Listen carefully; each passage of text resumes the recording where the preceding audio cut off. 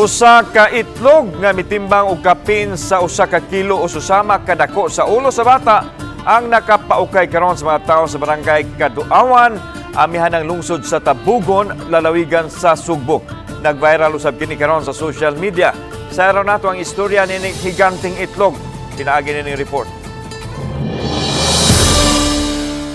Mao kini ang video ni Adilo Singguran nga nakapaukay dili lang sa ilang mga silingan kundi apil na sa mga netizens. Hilabihan kadako ang itlog nga gipaneg-ing pa nga sama kadako sa ulo sa bata ug mitimbang usab kini og usa ka kilo ug 1/4.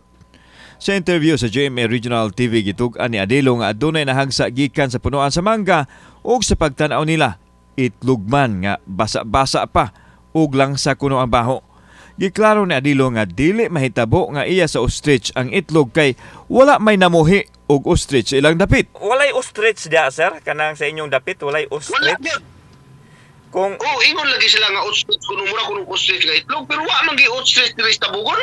gidugang niini nga adunay mga tawo nga nagtuo nga basin og itlog kini sa mga karaang mananap sama sa dinosaur o bisan unsang matang sa hayop apan alang kaniya mas maayo nga mahiling kini sa eksperto aron mahatagan og katin-awan. Sa pagkaroon blanco duwa gimi kwan nga mura pero wa ko sad kuy plano nga ilabay ni ilubong kay tos kalisos panahon mo kuno ang butag masig kayo ani. Gipakita sa GMA Regional TV ang video sa opisyal sa Department of Agriculture Region 7 ug base silang obserbasyon nga posibleng sa ostrich ang itlog. Kaya ang karakteristik manggod sa ostrich nga itlog na sa more or less na sa between 5 to 6 or 7 inches ang iyahang gidakon.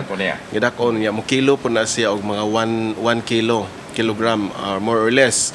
So kung tanawon ra nato sa research, murag ingon ana siya dapita. Kawas sa dagkong langgam, posible usab kuno nga gikan sa reptile ang naasong itlog. Hinuon ni Sugyot si Kian Ibarra, ang admin officer sa DA nga ipaubos sa pakisusi ang itlog o ipapusa kung mahimo aron maseran gyud kung unsa kini. Pero dili man kita kasiguro kung mao ba gid na siya kay wa gid na nato ma-examine personally or physically. So mas maayo siguro nga maimbestigaran gid ni further Sir Alan kung unsa gini siya.